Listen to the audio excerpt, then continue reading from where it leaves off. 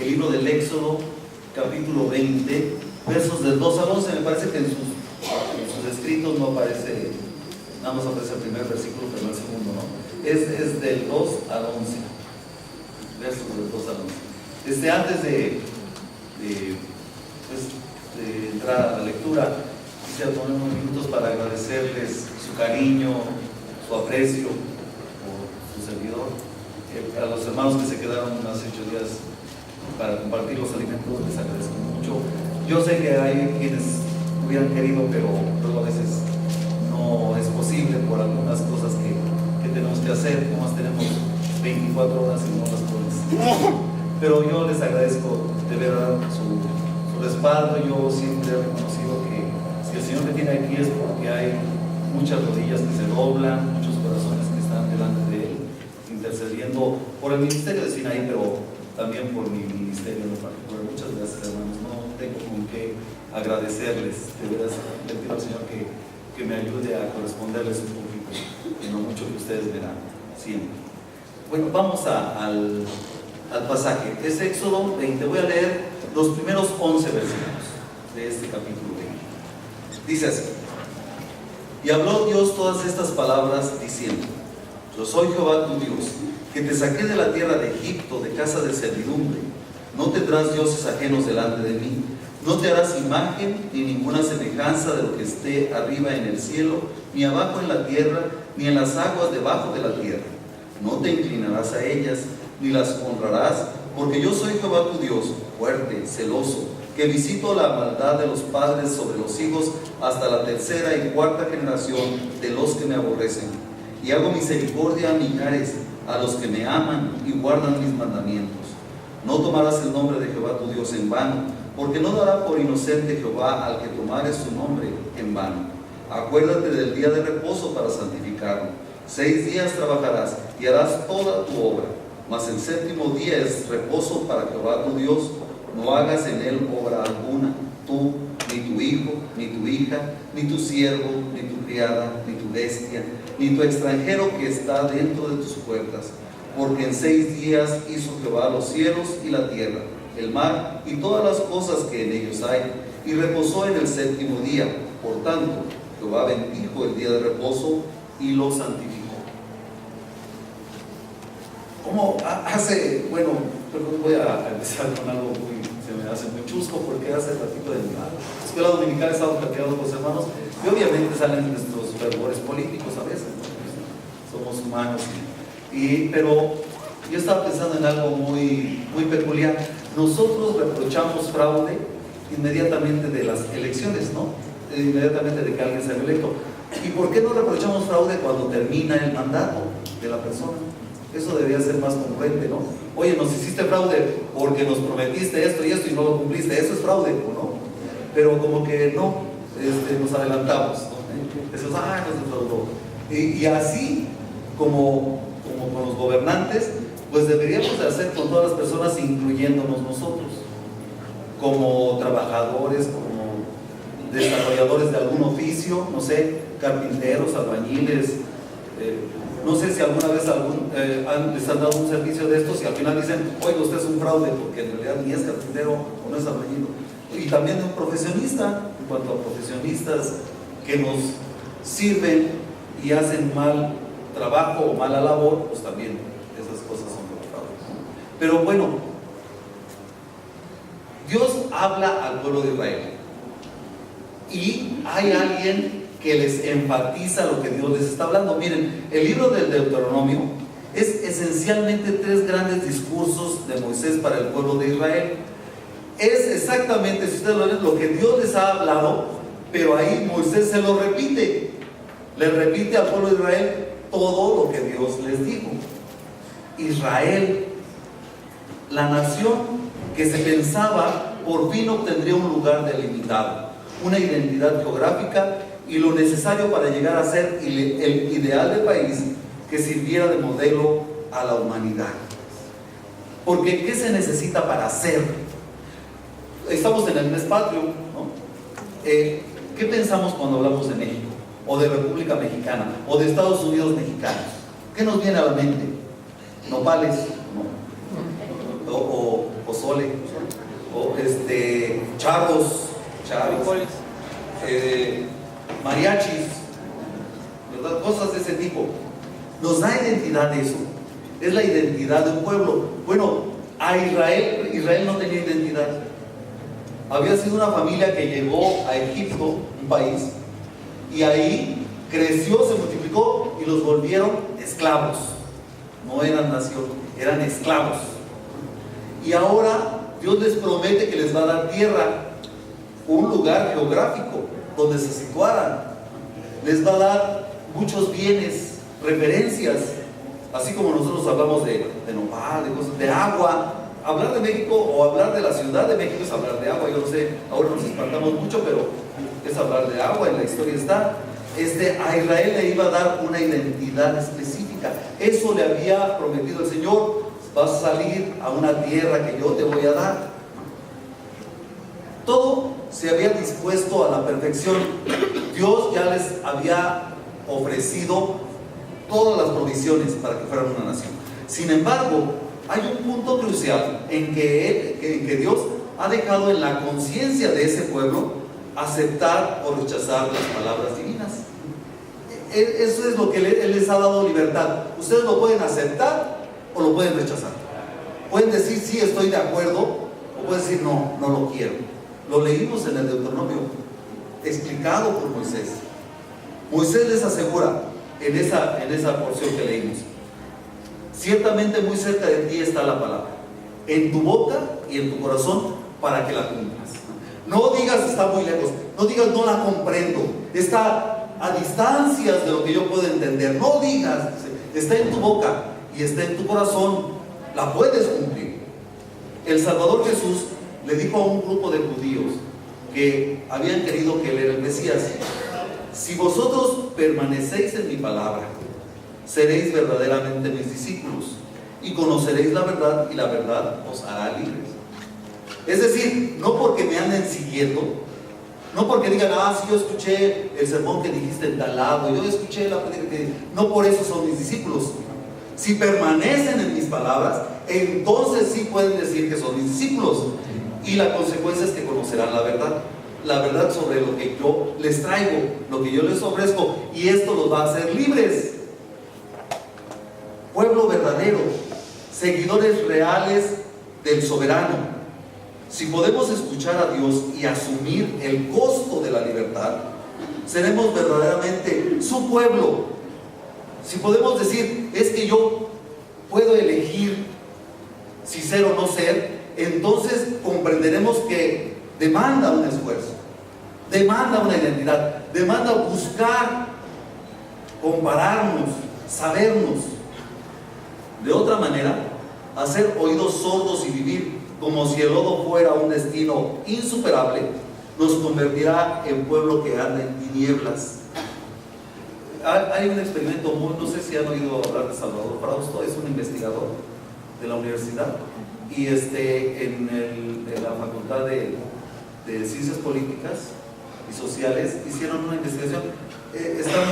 A mí me llamó mucho la atención, porque esta persona que les menciono, se comprometió o se metió en vivir un mes con el sueldo mínimo. Un mes con el sueldo mínimo.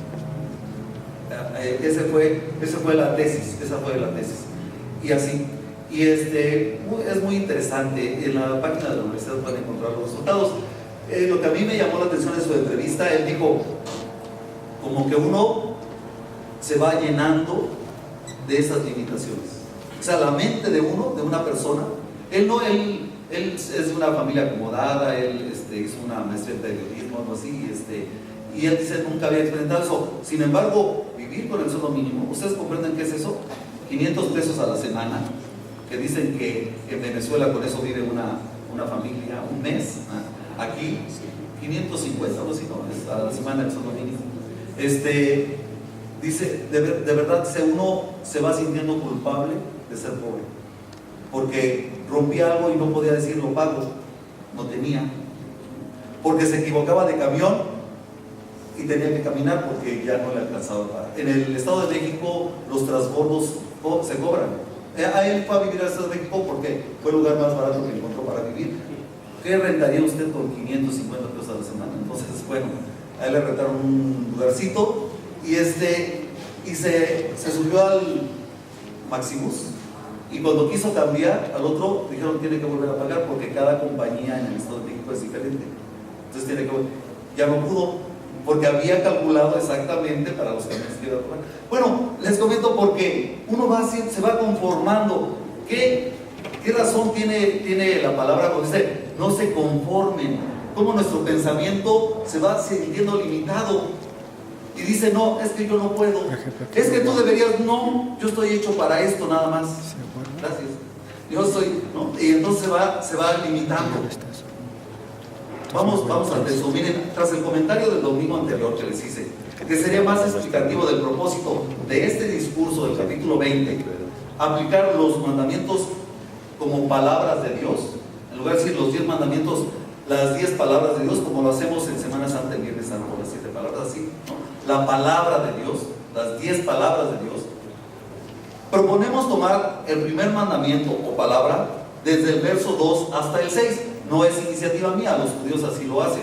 Para ellos el primer mandamiento empieza en el versículo 2 y termina en el verso 6. Y nosotros lo proponemos como cristianos evangélicos, proponemos así: que el primer mandamiento sea, o la primera palabra, sea del verso 2 al verso 6. ¿Por qué? Usted me va a decir, pero el 2 no es te mando esto o no hagas, sino que dice, yo soy Jehová tu Dios que te saqué de la tierra de Egipto, de casa de servidumbre. Bueno, porque no se puede estar dispuesto a someterse a la voluntad de alguien de quien se desconoce su identidad, su propósito y su poder. ¿Ustedes aceptarían obedecer a alguien que desconocen totalmente quién es? Casi siempre cuando nos mandan algo le decimos, bueno, ¿y usted quién es para mandarme eso? ¿O en aras de qué lo voy a hacer? Entonces debemos de conocer quién es el que nos lo está mandando y qué relación tiene conmigo. Porque pues, es que yo soy jefe de la oficina de acá, mucho gusto, pero yo no trabajo ahí. Dios se presentó por nombre nuevamente a los israelitas, un nombre que revela su esencia y jurisdicción. Les dijo, yo soy Jehová, el creador, y como creador, por lo tanto, tengo autoridad plena sobre lo que creé. Lo que yo hice lo conozco muy bien y sé cómo funciona. Yo soy ese Dios. También establece la relación que hay entre quien escucha y Él. Le dice, yo soy Jehová, tu Dios. Esa es nuestra relación. Yo soy tu Dios.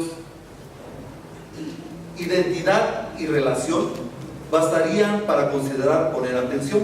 Es decir, el que me lo está mandando y por qué me lo está mandando. Bastarían como para decir, bueno, estoy atento, porque implica un valor real, moral y explicativo de la fe.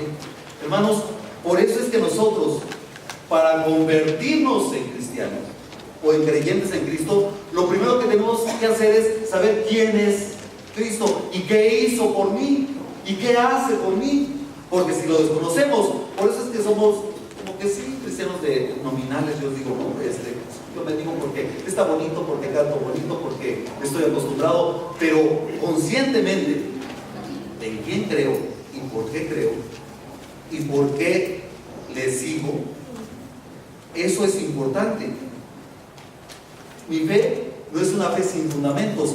En esta época en que vivimos conceptos de fe, de que usted crea en lo que usted quiera, no, usted tenga fe en la vida, tenga fe en el futuro, tenga fe en su país, usted tenga fe en sí mismo. Esta fe no es de esas. Esta fe es de las que se fundamenta y entonces tenemos que ejercerla. No es una filosofía, sino es un ejercicio cotidiano, práctico, que debo de llevar a cabo. Los cristianos vivimos con argumentos de nuestra fe, no a ver qué sale, a ver si resulta. El Señor añade en su presentación el sentido de la renovación de su pacto. Vean ustedes, todavía estoy hablando de ese verso 2, que te saqué de la tierra de Egipto, de casa de servidumbre. Es decir, no solamente fui el Dios de tus antepasados, sino que estoy actuando contigo ahora. Aquí de dónde te saqué. Y esto nos viene muy bien a los cristianos, porque igual pensamos, sí, Jesucristo el que murió en la cruz del Calvario para salvar a toda la humanidad. Sí, pero a ti, ¿de qué te salvó? ¿O a usted de qué lo sacó? ¿Qué ha hecho en usted? Porque si no ha hecho nada en usted, entonces no es su Salvador. Necesito yo decir, Dios me salvó en Jesucristo de esto, para entonces decir, es mi Salvador, es mi Señor. Él es el Dios Redentor, que a precio de sangre redimió a cada persona de la esclavitud. Y hablando del pueblo de Israel, lo recordamos, la sangre del cordero sacrificado que pintó el piso de la puerta, ¿lo recuerdan? Todo el dintel, los dinteles. Bueno, a precio de sangre salvó y sacó al pueblo de Israel de Egipto. El orden en un reino es reconocer y amar al soberano que sabe gobernar con justicia y paz, y reconocerse y amar al prójimo que comparte la dicha de tener un rey justo y un pueblo de paz. Miren, yo sé que por acuerdo de la asamblea, esta sesión de negocios no van a poder ustedes elegir otro pastor, porque fueron por 2 años. Pero no es mala, bueno, aparte de la mala noticia, les voy a decir una cosa. Voy a compartir con ustedes mi pensamiento. Estábamos comentando con René y yo le dije, a mí no me dan miedo los dictadores, ni tener una dictadura, porque nuestro pensamiento es tan moldeable que aún teniendo un gobierno en teoría muy bueno, nosotros estamos convencidos de ejercer ese gobierno o no. Hay algunos países que, según la ONU, tienen un mejor nivel de vida que nosotros, porque están más conformes con su gobierno. Y resulta que en esos países hay monarquía. ¿Saben lo que ustedes es eso? Que nosotros decimos, no, eso ya es antiguo, nosotros ya la vencimos, nosotros ya pasamos por eso. Pues los gobiernos que tienen una relación social más estable y están conformes con su gobierno, tienen monarquía, es decir, tienen un rey que no pueden elegir, está impuesto, y están felices. Me estoy refiriendo a los nórdicos, a Finlandia, a Dinamarca, tienen reyes, ya sea reina o rey. Inglaterra también, reina, para los machistas nosotros también reina. Sí, porque ahí hay el esposo de la reina. Entonces, y están contentos, esas personas están contentas y se sienten más prósperas que nosotros. Entonces, cuando yo hablo de eso, bueno, me creerán que Inglaterra, este dato no estoy muy seguro, pero fue el primer país demócrata en el mundo, y el pueblo no quiso. Si ustedes se van a los 1600, se van a encontrar la historia de Carlos I, 1648, Carlos I, donde se hizo una rebelión, se hizo una revolución, derrocaron al rey, le dijeron al rey que dijera que era igual que todos, y él dijo, claro que no, yo no soy igual que todos, yo soy elegido por Dios. Entonces digo, si no dices que eres igual que todos, te vamos a matar. Digo, mátenme, pero yo no soy igual. A mí Dios me puso aquí, y le cortaron la cabeza. Y él fue muy digno al cadalso, con la conciencia de que a él Dios lo había puesto ahí. Lo sorprendente es que cuando le cortaron la cabeza se salió sangre, ¿no? Pues la gente, el pueblo, fue corriendo y agarraba la sangre y se la untaba. Decían, ¿qué están haciendo? Es que es sangre del rey. Ahí lean la historia, no me voy a poder dar toda esa historia. Y en cuanto pudieron, derrocaron a esos que querían un gobierno demócrata, que querían una república en Inglaterra, y trajeron al nieto de Carlos y lo pusieron de rey. Y dijeron, nosotros queremos rey, nosotros sí creemos que Dios pone a los gobernantes, y lo volvieron a poner, y desde entonces ahí está la monarquía. Bueno, perdón por este abreviado, pero a eso me refiero.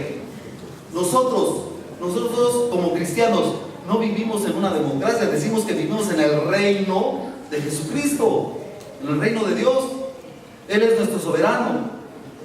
Porque tener este pensamiento, hermanos, miren, lo que les digo no es porque ahorita esté en cuestiones políticas, sino en el pensamiento que a nosotros nos embarga. Porque tener este pensamiento es de ir en conjunto, complemento y comunión de qué nos sentimos y cómo actuamos, dignificados o no.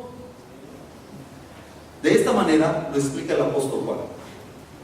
Si alguno dice, yo amo a Dios, y aborrece a su hermano, es mentiroso. Pues el que no ama a su hermano a quien ha visto, ¿cómo puede amar a Dios a quien no ha visto? Por lo tanto, ahora la base del pacto de Israel con Jehová Dios se cimenta en el acto redentor de este. Él le salvó, es decir, se reconoce un buen gobierno porque hace un buen gobierno, no por el bote que tenga, no por lo que se diga o por cómo llegó al poder, sino porque sí es buen gobernante o no es buen gobernante. ¿Y cómo se reconoce? En nuestras relaciones. No andaríamos temiendo que nos roben la bolsa, no andaríamos que nos asalten, si nosotros nos sintiéramos a gusto. Por eso, en el reino de Jesucristo, nosotros le honramos porque le amamos, pero la respuesta es que yo también amo a mis conciudadanos del reino. Primero, hablando del pueblo de Israel, Dios los llamó a una relación estrecha con Él y tomó la tarea de librarlos de la esclavitud como nación. Entonces, lo que se espera del pueblo no es que obedezca para tener una nueva relación con Dios, sino como respuesta a lo ya establecido, a las demandas de esa relación. Yo debo de aprender a amar a mi esposa, no para que sí vivamos como esposos, no, sino porque es mi esposa, yo tengo cierto comportamiento hacia ella. Ya no es cualquier mujer, es mi esposa. Y entonces mi comportamiento va en esa relación. No tengo que esforzarme para tener una nueva relación con ella. Así lo explica el apóstol para nosotros, el apóstol Juan en su Evangelio, capítulo 3. Dice, nadie subió al cielo para traer a Dios con él. El Hijo del Hombre, Él descendió del cielo. Por eso es que Emmanuel, Dios con nosotros, no porque nosotros lo fuimos a buscar, sino que Él vino a estar con nosotros. Los israelitas no fueron al cielo a buscar a Dios. Él descendió para redimirles. Así le dijo a Moisés: oí el clamor de mi pueblo y estoy aquí. Y bajé. Ellos únicamente deben responder al amor mostrado. Debemos de corresponder al amor de Dios. Yo por eso pienso mucho, miren, así yo evangelizo y les digo a las personas: ustedes prueben a Dios, prueben la vida en Dios. Ni siquiera les pido que lo amen de repente, que no, prueben la vida en Dios y después decidan, porque yo estoy convencido de que yo le amo, no porque yo sea muy bueno, porque hoy yo quise, no, sino porque Él vino y me amó, y ese amor provocó en mí que ahora le busque. Hay motivaciones internas y hay motivaciones externas. Nosotros no queremos las externas, queremos las internas para amarle. Parece muy simple la demanda de no tener otros dioses. Vean el verso 3: no tendrás dioses ajenos delante de mí. No, otro Dios no. Sin embargo, el calificativo no es de no tendrás otros dioses, ¿verdad? Sino es no tendrás otros dioses ajenos. O sea que ni siquiera son tuyos, ni siquiera tú los inventaste, los copiaste. Involucra imitación, remedo, influencia. Es decir, apropiarse de lo que otros llaman dioses, copiar a otros. Y hermanos, perdón lo que voy a decir, pero a veces nosotros decimos mi Dios es Jesucristo, pero nos comportamos con Él como otros se comportan con sus dioses. Lo adoramos por ratitos, lo tenemos delimitado en qué sí y en qué no puede participar en mi vida. Y no, Jesucristo no es ese Dios al que otros adoran. Y otros adoran dioses así, que los pueden tratar cuando quieran y como quieran y donde quieran. Nosotros no, este Dios no es así. Dioses ajenos, adorar como adoran otros. No tendrás dioses ajenos. El orden es este. Esto y es decir, apropiarse de otros dioses. El complemento también es elocuente. No tendrás dioses ajenos delante de mí. No creen que con decir no tendrás dioses, no tendrás otros dioses, ya era suficiente. ¿Por qué Él pone no tendrás dioses ajenos delante de mí? Infiere esto, delante de mí, conciencia en la observancia y cuidado de los mandatos del verdadero Dios. es como si Ana me dijera, no vas a andar de coqueto delante de mí cuando yo esté. Ahora la pregunta es esta: ¿en qué momento usted está delante de Dios? Eso es importante. Pues nada más cuando vengo al culto, con razón, ¿no? Nada más cuando abro la Biblia, entonces sí me siento delante de Dios, o cuando oro. Pero si es constantemente, entonces,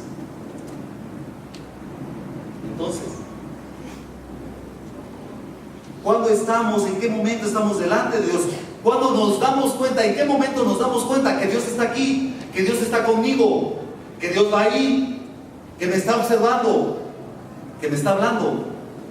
¿En qué momento? Por eso era importante la expresión inicial: yo soy Jehová tu Dios. Por eso, la tendencia a absorber prácticas extrañas y costumbres contra verdad puede ser recurrente cuando se carece de identidad y cuando se desconoce en esencia la fuente que sustenta nuestra persona. Eso da tristeza, hermanos, que no sepamos educar a nuestras nuevas generaciones a tener una identidad.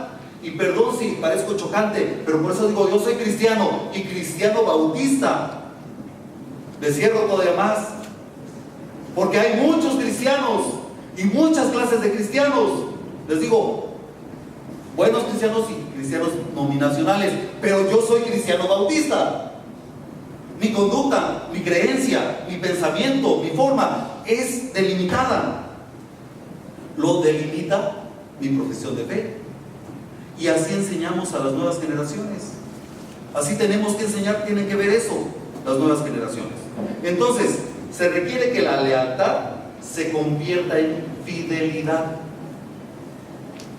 Es cierto, Dios solo hay uno, pero lo que se debe cuidar es el corazón, del cual deviene la vida, porque ahí en nuestra mente es donde fraguamos otros nuevos dioses, otras nuevas ideas, otras nuevas formas.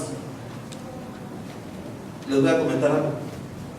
Es muy recurrente, yo estoy para servirles, es muy recurrente que vengan padres a decirme: pastor, estoy muy preocupado, hable conmigo porque está reprobando una materia, hable conmigo porque anda mal de calificaciones, porque ya me llamaron de la escuela. Pero es muy raro, de verdad, no tengo buena memoria, pero la verdad no recuerdo. Es muy raro que vengan y que me digan: pastor, hable conmigo porque no ha venido a la escuela dominical. Pastor, ya hablé con la maestra de la iglesia infantil y me dice que mi hijo no trae las tareas de la escuela dominical.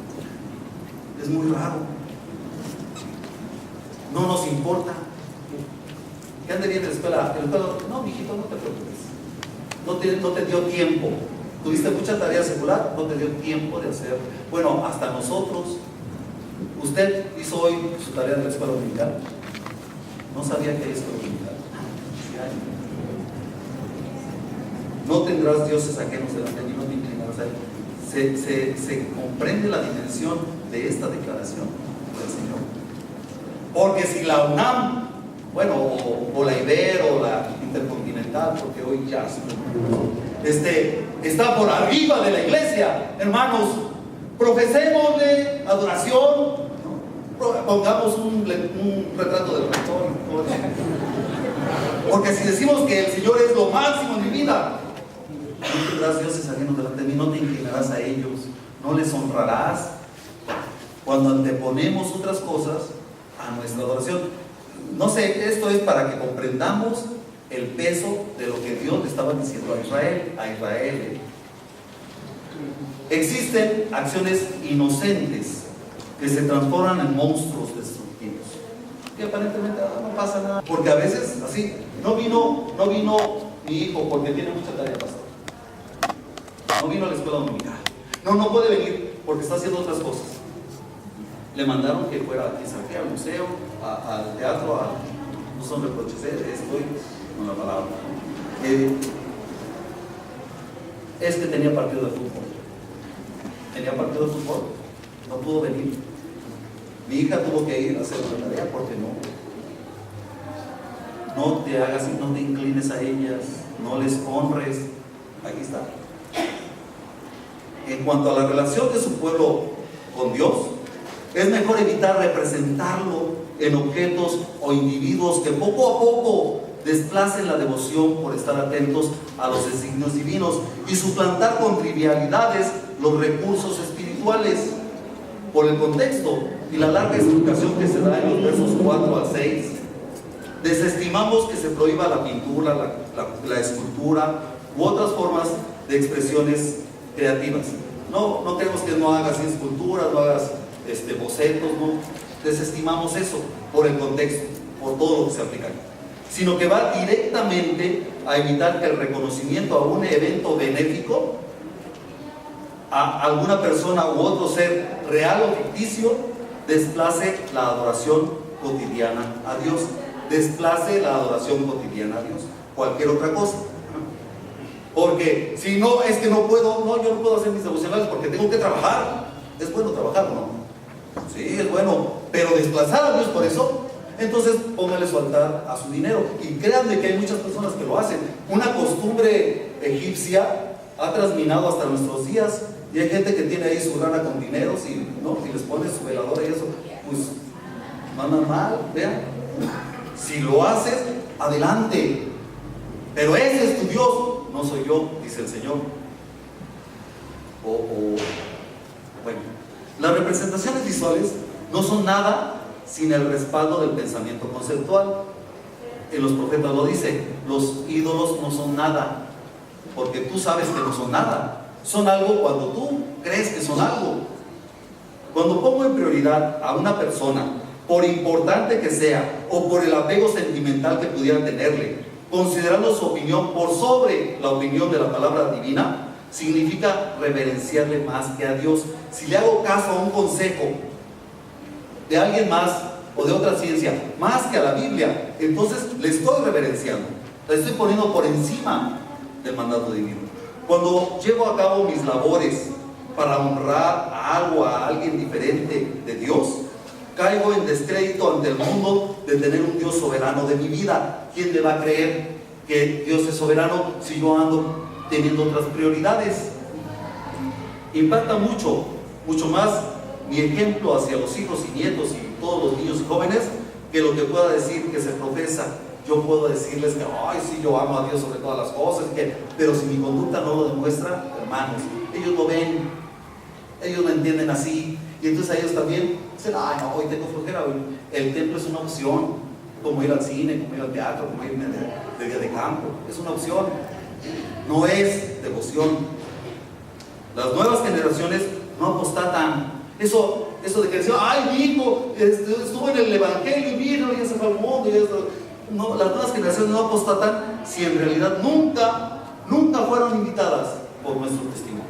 Si en realidad mi testimonio era de que a veces sí y a veces no, eso les enseña a ellos. La palabra es real. Instruye al niño, instrúyelo, y cuando sea viejo no se va a apartar. Si yo lo instruí a que a veces sí soy fervoroso y a veces no, a veces sí me importa mucho la iglesia y a veces me importa lo mismo que otras cosas, así lo aprendieron. Y de repente ellos dicen, pues a mí me gusta más otra cosa, ahí nos vemos.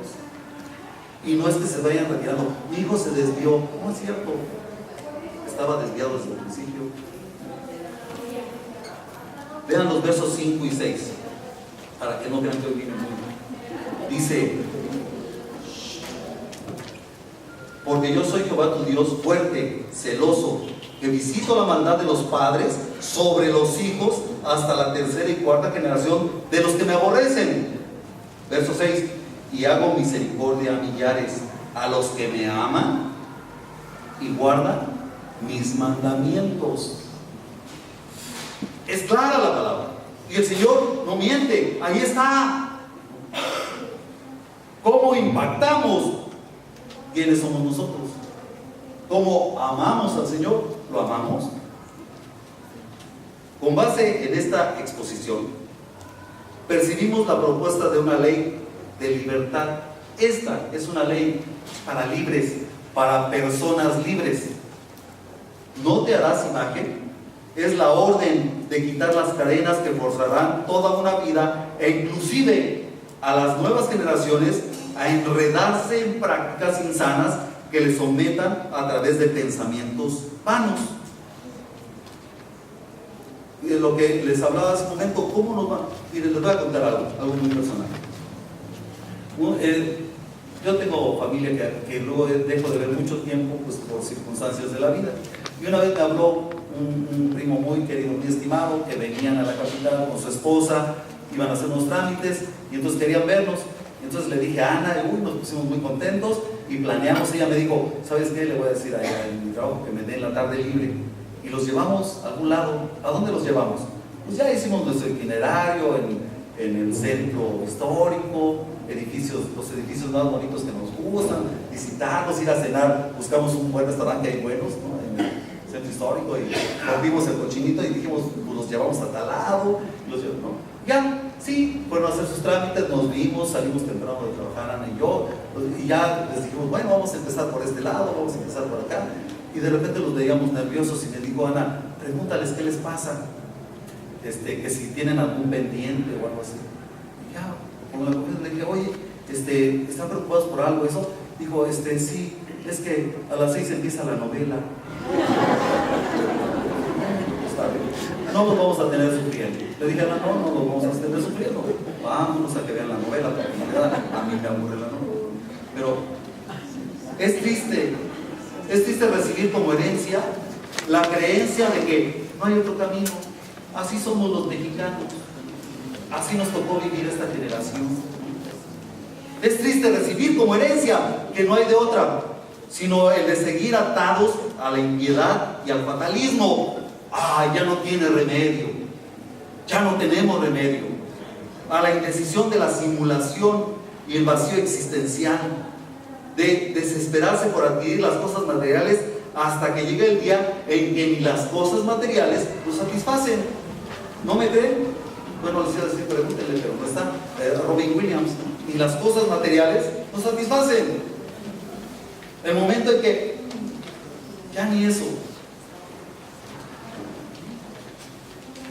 Hasta hace poco tiempo, hablando del relato en la Biblia que estamos siguiendo, Israel era un grupo de personas que se convirtieron en esclavos dentro de una nación, en Egipto. Era un grupo de personas y ahí se volvieron esclavos, que como tales estaban rendidos como esclavos, con su mentalidad de esclavos, con su vida de esclavos, con sus hábitos de esclavos. Estaban rendidos a los deseos y caprichos de unos pocos individuos que a su vez eran dirigidos por un gobernante vanidoso y engreído. Eran esclavos que estaban sometidos. Al momento de llegar a Sinaí, Israel era reconocido como el pueblo cuyo Dios vino a buscarle y a rescatarle. Así veían a Israel. ¿Quién es ese pueblo que no era nada y ahora ya andan ahí transitando por el Sinaí?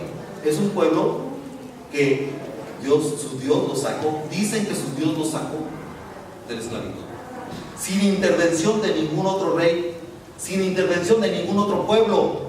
Ellos no dijeron, pues díganle a Trump que nos, bueno, no existe otro, pero que nos ayude a salir. No, ellos con su Dios salieron. Fueron libertados y protegidos, no solo de los ejércitos, sino también de la intemperie. ¿Lo recuerdan? La nube, la columna de humo. Nadie les ayudó. Ellos llevar el nombre de Jehová en ellos y hacer algo sin propósito o indigno de un pueblo libre era tomar ese nombre en vano. En vano. Como los juramentos profesionales que después no se cumplen, que después no se llevan a cabo. Como los votos matrimoniales que después se agarran y se echan a la basura. En vano. Mejor ni digan que es esposo o esposa si no está convencido de cumplir sus votos. Así, mejor ni digamos que somos cristianos si no estamos seguros de querer cumplir con la palabra de Dios, querer vivir como Dios manda a través de la Biblia. Mejor no. Es verdad que llevar el nombre de Jehová como su Dios de manera frívola sería temerario, pues Él toma cuentas a los suyos en todo momento. Está comprobado. Les ha demostrado a los israelitas que Él en todo momento les pide cuentas de cómo salieron, por qué salieron, a dónde van, qué necesitan. Pero usar el nombre de su Dios para engañar para aparentar algo que ni siquiera se estaba en los preceptos bíblicos, pervertiría además del corazón las prácticas y las relaciones entre el mismo pueblo y los pueblos que le rodeaban. ¿Alguna vez nos hemos puesto a pensar como mexicanos, ¿de dónde sale la corrupción? ¿En qué momento una persona se ve tentada a ser corrupta? ¿Cuándo nace eso? ¿Cuándo empezó la corrupción? ¿O dónde empieza la corrupción? ¿Alguna vez lo hemos pensado? Porque nos choca pagar impuestos porque decimos, hay corrupción. Nos choca dar donaciones porque decimos, de seguro va a haber donación. Por eso nuestros hermanos Belmont tuvieron la idea de las tapitas en nuestra iglesia, porque dijeron, nosotros nos vamos a proponer que lleguen directamente a las personas que están solicitando ayuda con los niños con cáncer, porque hay muchas instituciones que piden las tapitas, las venden y se quedan con el dinero. Entonces ellos decían, ¿cómo podemos contribuir? Bueno, pues hay que hacerlo nosotros. Y entonces ellos propusieron que como iglesia juntábamos las tapitas y ellos proponerse que llegue a su destino, allá a Guadalajara, a las personas que están ayudando a los niños. Es verdad que estas cosas nos mueven, pero el Señor va intensificando sus mandatos porque nos va creyendo conscientes de lo que está hablando. Fíjense, la cuarta palabra o mandamiento es el último que habla de la relación directa con el Señor. Está vinculado con todo lo creado, está vinculado con Dios como creador. Verso 8: acuérdate del día de reposo para santificarlo. 6 días trabajarás y harás toda tu obra, mas el séptimo día es reposo para Jehová tu Dios. Con toda la creación. Tenemos que ir y estudiar ¿qué libro? El Génesis. Tenemos que ir a estudiar el Génesis para comprender este mandamiento. Si no lo hemos estudiado, no lo vamos a comprender, no lo vamos a entender. Pero entonces, con esa referencia, nos llevamos a una realidad. Porque ¿ustedes creen que Dios haya necesitado descansar? Creó los cielos, la tierra, y hizo, ¿acaso usted no voy a descansar? Obviamente es Dios. Jesús nos aclara en Marcos 2:27 que el sábado fue hecho por causa del ser humano, no de Dios. Ahí lo aclara Jesucristo, ahí está la cita. Aquí se está recordando el mandamiento anterior. Ya Dios les había dicho que tenían que descansar el séptimo día, capítulo 1. De apartar ese día para celebrar en familia un acto de adoración. Ahí está explícito. Vas a descansar, pero vas a compartirlo en familia. Nada de que no tengo tiempo. Oiga, ¿ya habló con su esposa hoy? Sí, ya hablé, le dije, pásame la sal. No. Con su hijo, es que no tengo tiempo. Es que tengo que hablar con mi hijo por WhatsApp, porque si no, no tenemos tiempo de comunicar. No. Apartar, Dios les pide, ahí en el capítulo 1, que aparten ese día para hacerlo en familia, con reconocimiento y exaltación a Dios, creador, sustentador y redentor de Israel. Entonces agrega la primicia de aprovechar los primeros 6 días de la semana íntegramente. El mandamiento no es santificarás el sábado, santificarás las fiestas, no. El mandamiento también abarca el verso 9. ¿Ya lo vieron? 6 días trabajarás y harás toda tu obra. Hay que trabajar. 6 días tenemos. Y hay que terminar lo que empezamos. Nada de dejarlo a medias. Hay que terminarlo. Harás toda tu obra. Nada de obras incompletas, ni de robarle tiempo al culto a Dios, ni al convivio fraterno, por haber descuidado cumplir a tiempo las tareas. Como no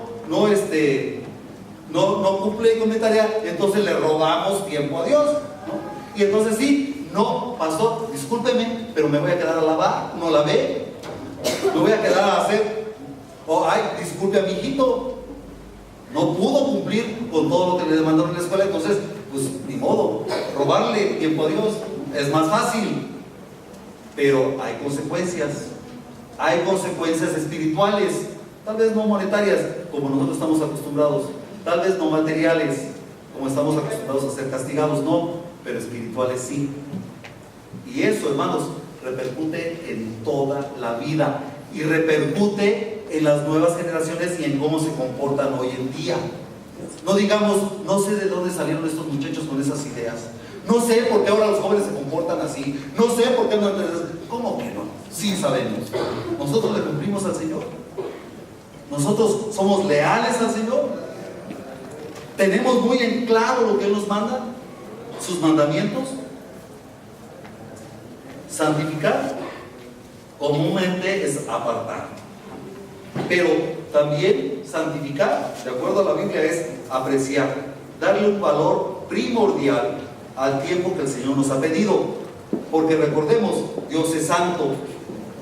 Entonces decimos, está apartado. No, no está apartado, es algo primordial para la vida, para nuestra vida, tiene un valor incuantificable. Eso debemos de tener en cuenta y de saberlo. Santificar algo, es decir, esto tiene peso. ¿Por qué? Porque Dios lo dijo. Esto tiene peso para mi vida. ¿Por qué? Porque Dios me lo dijo. Porque Él me lo manda. Porque Él lo estipuló. Eso es santificar. Decir que el Señor es dueño de mi vida es santificar. Decir, Señor, aquí estoy. Yo les comento, antes me preocupaba también, ¿cómo me voy a morir? Hoy digo, Señor, como tú quieras. Lo único que te pido es, como dijo Jesús a Pedro, que la fe no falte. Dame fe, dame fuerza. Y mira, aquí estoy, en tus manos. Mi vida debe ser testimonio. Testimonio para que otros crean. Que estemos dispuestos, hermanos, a decir como Pablo, ya no vivo yo, Cristo vive en mí. Y lo que ahora vivo, lo que ahora vivo en la carne, lo vivo en la fe del Hijo de Dios. Amén.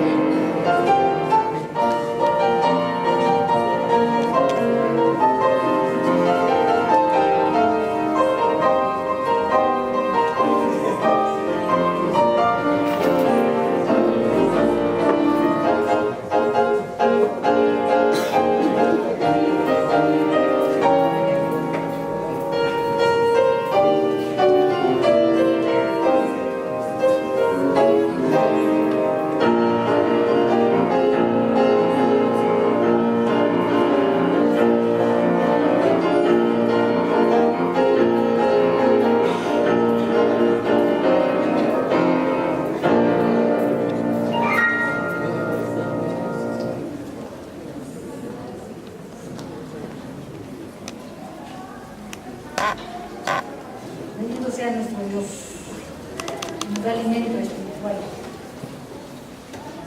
nos hace sus hijos, ¿no, hermano? Él es Jehová, nuestro Dios, tu Dios, y amén. Así que obedecer, le dice el salmista, bienaventurado aquel cuyo ayudador es el Dios de Jacob, cuya esperanza está en Jehová, su Dios.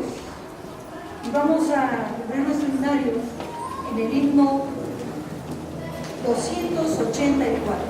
284. 284. 284. Cantemos ese nuestro.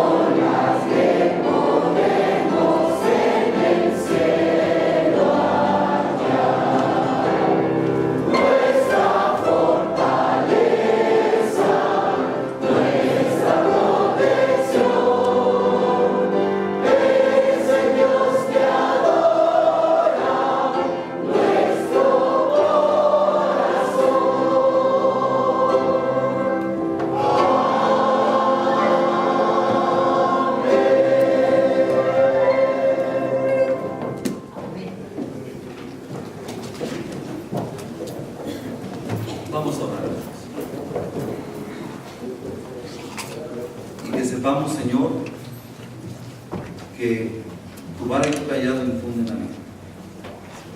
Que no tengamos miedo de acercarnos a ti y reconocer nuestra falta y reconocer nuestra apatía. Que no tengamos miedo en pedirte ayuda cuando nuestros ídolos son tan grandes y tan fuertes que no los podemos desarraigar de nuestro pensamiento, de nuestro sentimiento. Que podamos confiar en ti, que tú eres un Dios que perdona y restaura, que tú eres un Dios que en las limitaciones de tus hijas o de tus hijos perfeccionas tu poder. Que con esta confianza vayamos, Señor, caminemos, avancemos, no olvidándonos que tu palabra es vida, salud. Por nuestro Señor Jesucristo estamos orando.